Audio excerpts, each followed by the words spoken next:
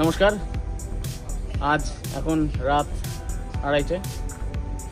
শক্তিনগর রক্ত কেন্দ্রের সামনে আমি শুভঙ্কর দা, সুদীপ্ত, প্রতীক ভাই, অনুপ দা, তপন দা সবাই আছে। কেন আছি?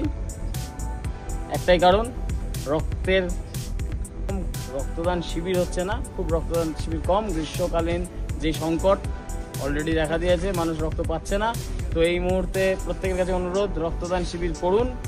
আগামী 27শে এপ্রিল রবিবার কালীনগর উচ্চ বিদ্যালয়ে শীতাতপ নিয়ন্ত্রিত কক্ষে আমরা কৃষ্ণনগরবাসীর পক্ষ থেকে একটি রক্তদান শিবিরের আয়োজন করা হয়েছে।